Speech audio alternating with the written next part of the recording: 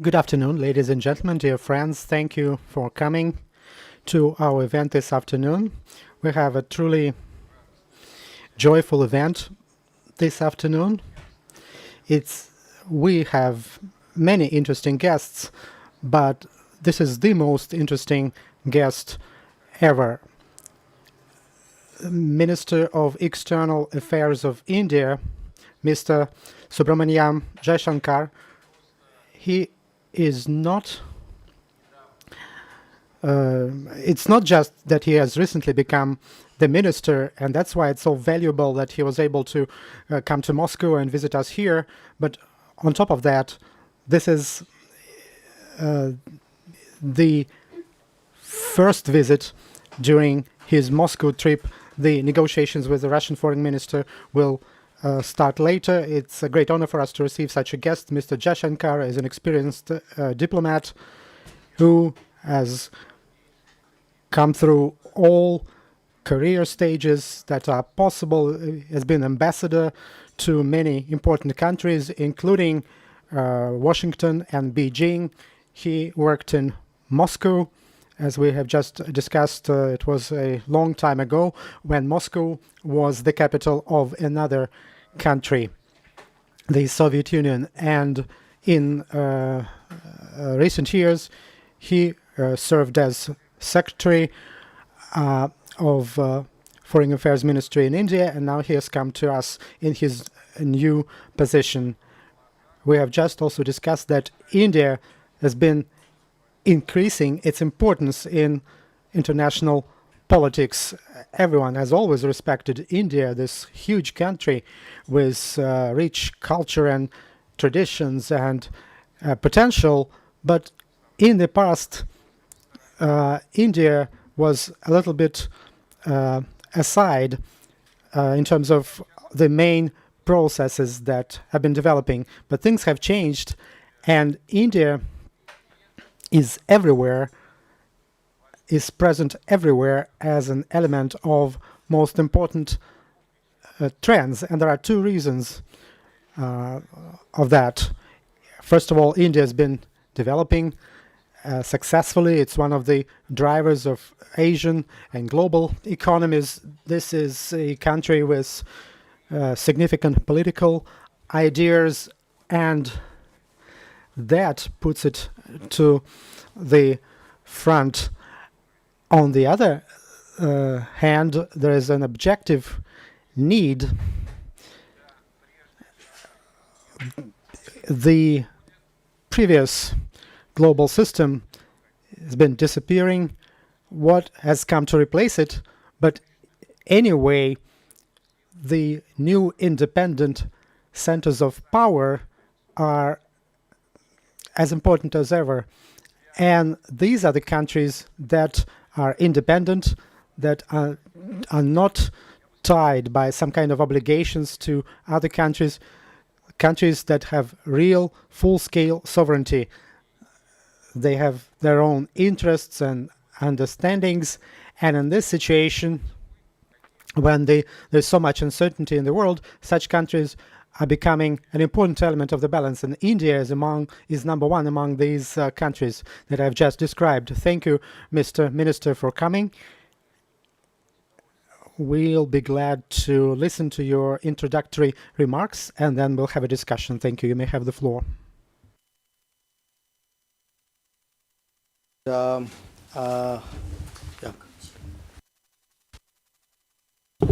It's okay. Well, thank you very much, and I would say it's a great pleasure to be at the Valdai Discussion Club. And as you noted, it's my first engagement coming into Moscow. So I'm happy to share with you my thoughts on today the subject, which is prospects for the Indian policy in the Indo-Pacific. And I must say, I've read a little bit about your club's activities, and I compliment you on the fact that you've done a lot, both initially to express Russia's own interests and perspectives, and now serve as a forum for others to come and also share theirs with you. I am in Moscow just a few days before our Prime Minister would be going to Vladivostok to participate as the chief guest of the at the Fifth Eastern Economic Forum at the invitation of President Putin.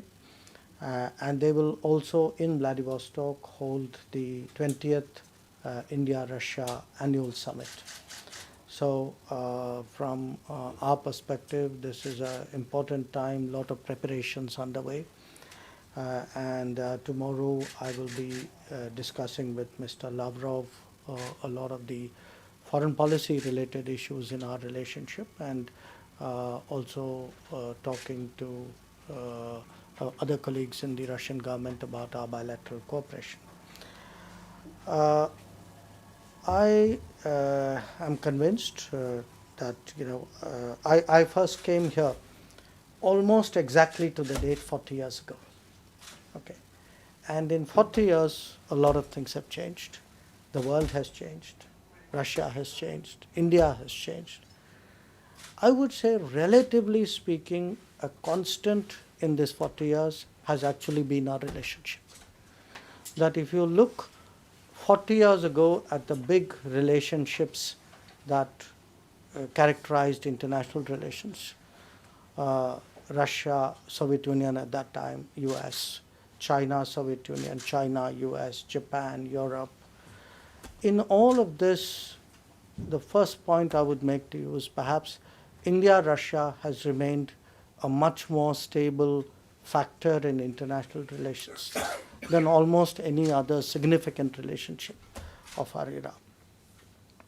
And that is why I think it is important that as the world changes, and when the world changes, there will be new thinking, there will be adjustments, there will be recalculations, that this very stable relationship that has worked for both countries should follow the changes, should appreciate the changes, and absorb many of the new concepts that change produces. So let me talk a little bit about changes in international politics and the concepts that they produce. And I start from the Indian perspective. When the 1950s and 60s, which saw Cold War period, for India, guiding approach to international relations was non-alignment, which was the ability, the right, the freedom to make our choices as per our interests in what at that time was a largely bipolar international relations. After 1992, when what was told to us as unipolarity at that time, we, I would say, graduated to a policy of strategic autonomy, which is the ability to safeguard our interests, to advance our interests at a time when international relations were largely influenced by one power. Now, since then, we have seen very profound changes. The changes include the 2008 financial crisis, the fact that the G7 gave way to the G20 as the premier international gathering of our times. We saw changes reflected in the rise of China, which is a very profound development for international relations. Changes reflected in developments in Europe, including Brexit. Changes in the election of President Trump. Now, all of this, if you look at them cumulatively, have moved the world in the direction of greater multipolarity, where there are many more actors, many more powers who exercise influence, either immediately in the proximity or in greater distance. And this world of more players, in a sense, is also become a world of, I would say, weaker rules. So what you have really is stronger multipolarity and weaker multilateralism. And this world will throw up different ways of working, because as old assumptions and old structures are questioned, we are actually moving not completely out of, but significantly out of a world of alliances to a world of convergences. Convergences which may be less, convergences which may be more, but countries who find common cause on particular issues have an interest in working together. And the Indo-Pacific is a concept which has grown out of this era of convergence. And therefore, I would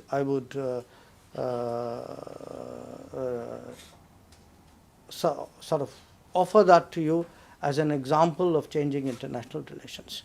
Now, it's not just international relations which is changing. As I said, India is changing. And part of the change which Mr. Lucano referred to is also our willingness and our confidence in voicing our thinking with, I would say, more clarity. We have today a number of I would say, foreign policy approaches. In our own neighborhood, we have a policy called Neighborhood First, which is a non-reciprocal policy of prioritizing cooperation in our immediate neighborhood. We had a policy towards the ASEAN, which was called Look East. It started in 1992 when we also shifted our economic model. Over a period of time, Look East became Act East because it developed aspects of physical connectivity as well as security cooperation. Today, as actually India's economic interests have shifted east of India towards the Pacific, what began as Look East and became Act East today has matured into Indo-Pacific. We have also a much more integrated policy towards the Indian Ocean, which we call SAGAR, which in our own, it's an acronym which means ocean in our own language. We have a very focused policy today targeting the Gulf, which we call Think West. So if you take India as a center, I think the concentric circles of India are sort of broadening out. And to explain to our own people and to explain to the world, we need to put forward concepts which give a sort of a certain clarity and discipline to what we are doing. Now, let's look at Indo-Pacific itself. As I said, to me, it's a maturing of what has happened really over the last 25 years, which is a eastward shift in India's interests and priorities. But Indo-Pacific is also, in one way, not an approach or a strategy. It's a description of a landscape. What is Indo-Pacific? There is an Indian Ocean, there is a Pacific Ocean. Till recently, we used Asia-Pacific as a concept. Indian Ocean is a different concept, and suggested that there was some kind of line, dividing line out there between the two. But if you look at history, that was not always the case. In fact, if you look at distant history, if you go to the east coast of China, there are Indian archaeological sites in the Fujian coast. There are temples out there. There are trading outposts out there. If you go to Vietnam, the center of Vietnam had Hindu kingdoms. It had temples, which today form some of the finest archaeological sites of Vietnam. They centered particularly around a place called Mai Son. If you look at Southeast Asia, Southeast Asia's archaeology, its history, is in fact heavily influenced by what came out of India. Whether you look at Borobudur or you look at Angkor Wat, this is all the interaction of local civilizations with India. So whether it was trade, whether it was faith, whether it was travel, spread of culture, there was actually a flow out of India towards the Pacific, and it happened partly by sea. It also happened by land, especially in the spread of Buddhism. So I would actually remind you that in a sense, 500 years ago, there would be some variant of Indo-Pacific actually already existing in terms of cooperation. But it isn't just distant past. If you look at the near past, take a look at that part of the world till the Second World War. The British followed an Indo-Pacific policy, even if they did not call it that. And the British Indo-Pacific policy was really to center an empire around India and then use it as a fulcrum to operate around the world, including all the way up to China, Japan, Korea, even parts of Russia. So whether it is far history, near history, actually Indo-Pacific was a reality. It was expressed in different activities. It has been very much part of people's thinking. And then something changed. So what changed? What changed was actually the outcome of the Second World War and the dominance of the United States in that part of the world. And once the United States came into play, the focal point shifted actually out of the Indian Ocean into the Pacific Ocean. The US occupation of Japan, China, the revolution in China, the Korean War, suddenly the center of gravity, the center of action actually shifted to Northeast Asia. And American priorities therefore now divided what was a relatively organic region into a Pacific part and an Indian Ocean part, and a sense that there's actually a strategic separation between the two. So the big point I wish to make is, in this changing world, as the United States repositions itself, reorganizes its assets, the world changes, more players, need for greater cooperation, countries willing to work on the basis of convergences and not necessarily alliances. I think the natural interpenetration of the Indian Ocean and the Pacific Ocean have started now to make themselves felt, and which is why today there is a stronger case for the Indian Ocean.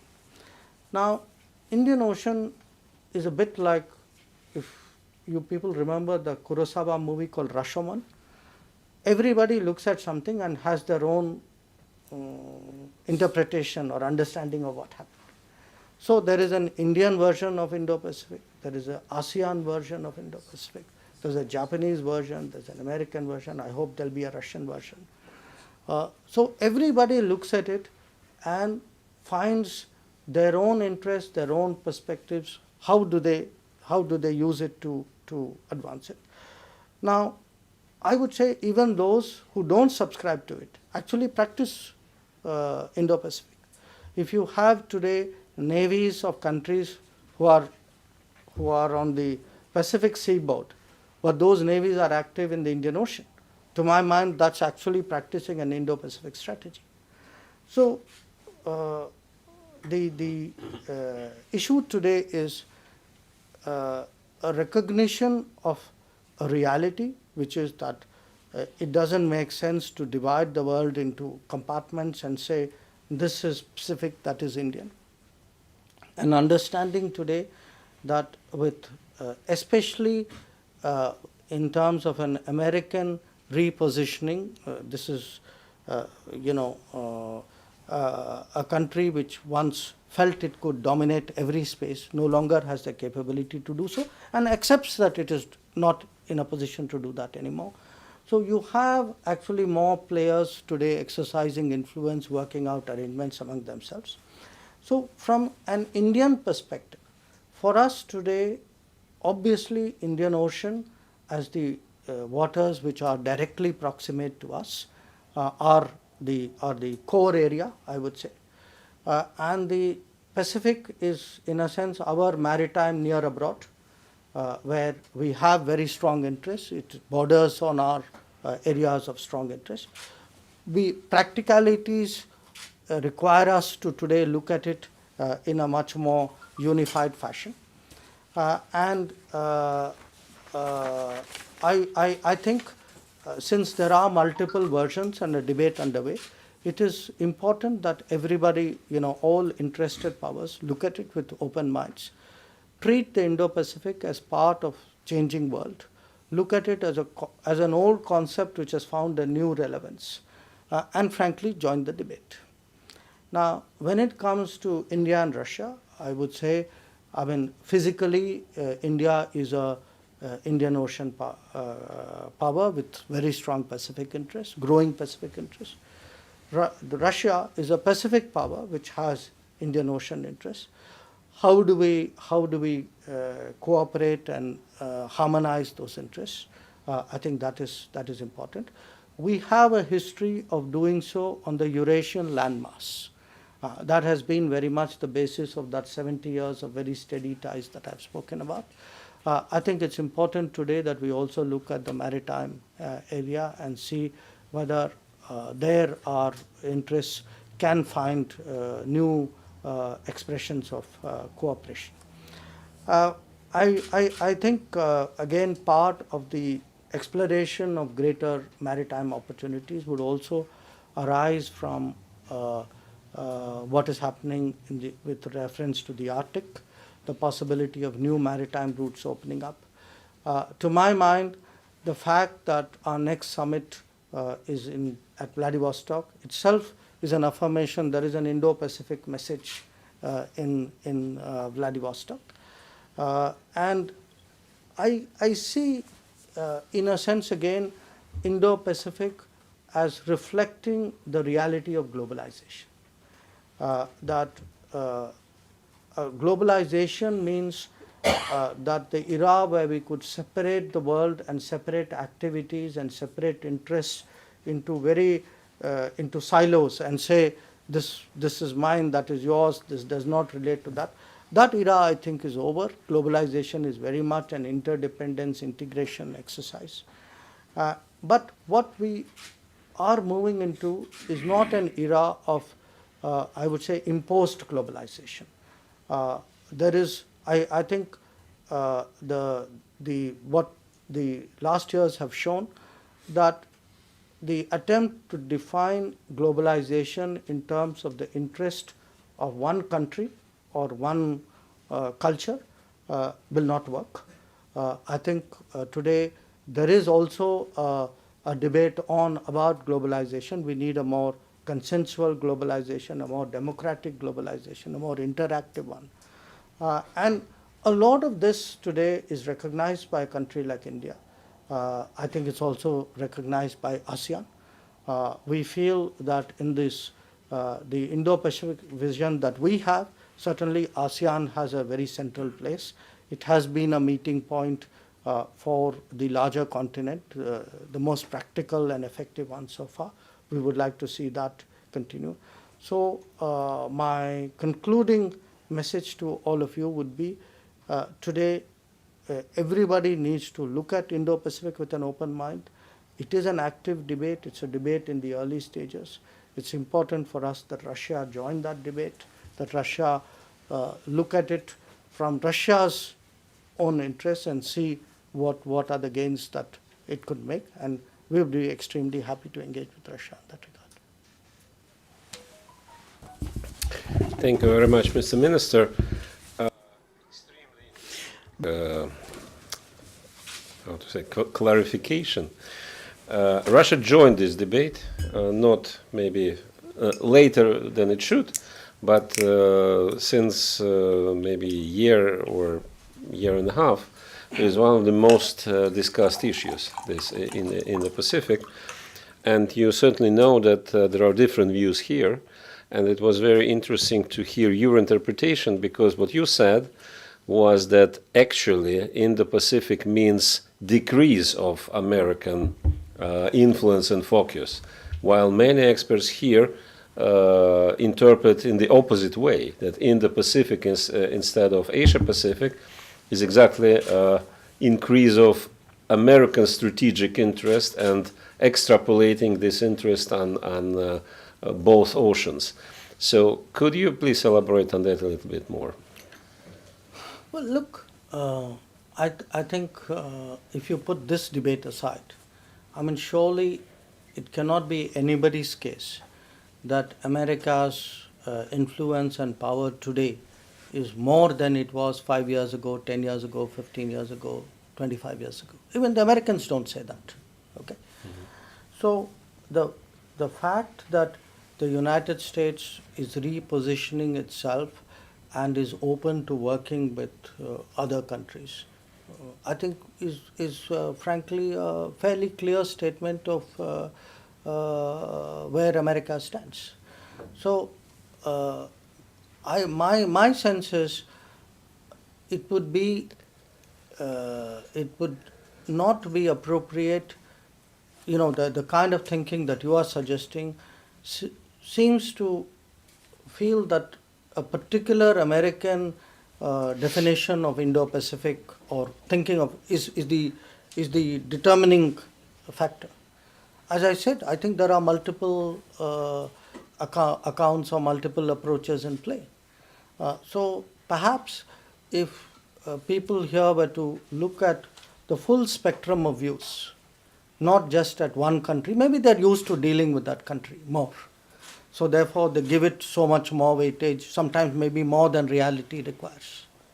So if you had a more democratic view of what is happening in Asia, I think you would probably take into account the views and interests of other parties as well.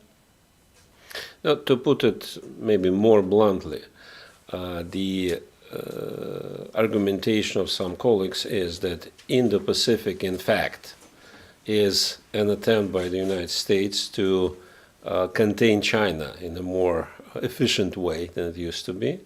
And that's why Americans are trying to engage with countries like India, Japan, Australia, all possible countries they believe are interested in containing China.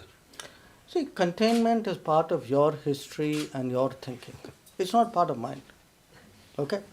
So, you have to get over this Cold War mindset. That era is gone. We are looking at a multipolar era. You're looking at look, again, today we are in a G20 world, not in the G7 or a G2 world. So, a lot of it derives from what is your understanding of the world. If we believe, and frankly we believe partly because it also suits our interest, but we believe today that power, whether it's economic power or political power or technological power is much more dispersed than it has been since 1945. And there are, as I said, many more sources of influence and energy and activity in the international order. So I think this idea that somehow everybody is working for one country or against one country, this is an old mindset. Okay, I hope so.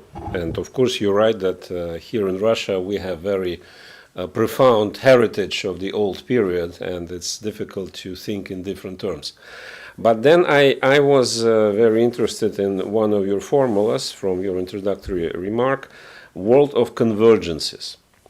And I think it's very, very much right, because this is a world where many countries depend on each other, multilaterally or unilaterally or bilaterally, and this is very much this variety of different moduses, so to say. But world of convergences does not exclude divergences as well. Absolutely. And we see that actually the atmosphere of conflicts and confrontations is, and tensions at least, is being more and more feasible, and you feel it. If we take India, you have complicated relations with your neighbor Pakistan, to put it mildly, and of course between India and China there are several problems as well. How you can reconcile this world of convergences and at the same time divergences which are growing? So today diplomacy is about maximizing your convergences and minimizing your divergences. It will be almost impossible to get full geometry congruence with another country, because I think since the alliance structures, I mean, we were never part of any alliance, but even among alliances today, you can see alliances have loosened up There is diversity in alliances. Even alliances are moving towards convergence and divergence rather than complete identity of views. So the entire purpose of diplomacy and negotiations and interactions is, as I said, to maximize your convergence, minimize your divergence. Now, in the particular cases that you mentioned, I think the two relations are very different, China and our relations with China, our relations with Pakistan. With China, it's a complex relationship, but I would argue that in many ways it's a relationship with a great future. China is today among our top two trading partners, depending on how you kind of calculate the numbers. We deal with China in a whole range of issues. China is a partner with you in BRICS, in SEO. We discuss pretty much everything under the sun with China. We have an annual summit with informal summit at the leadership level. So, and I think there is certainly on our part, there is an understanding that it's important for India and China to get along if we are to realize the promise of the Asian century. We have issues of differences also with China, including a boundary dispute. We don't hide it. Our effort is to sit down and solve it. But the problem with Pakistan is very different, because I would say today, if you look at international relations, I cannot think of any other country in the world which actually uses terrorism as a diplomatic tool against its neighbor. So it's actually a very unique phenomenon. We have struggled to have normal trade. They wouldn't give us MFN status, although they were members of WTO and GATT. They wouldn't allow connectivity from India to Afghanistan, Afghanistan to India. So if you have a neighbor who would not trade with you normally, who will not allow you connectivity, who thinks that using terrorism as a means of pressurizing you is okay as a policy, this is not a normal neighbor. So I think we have some unique problems out there. We will find ways of dealing with it. I mean, it is obviously there are complicated political and historical reasons for it. But we believe that the best way of dealing with it eventually is for the two countries to find some way of coming to terms with each other. So, but none of this invalidates the larger proposition that I am making, which is that the world is changing, that there are more players, that players have to find new ways of working with each other. Players should not have limited definition of a particular arena or a particular zone of operation. It is a globalized world, and I think international relations needs to move along with the reality of the day. Can you imagine in the more or less foreseeable future a situation when convergence spirit will prevail between India and Pakistan? Well, look, it certainly would be my hope that they would become a normal neighbor one day. I mean, that has to be something which I would like to see happen.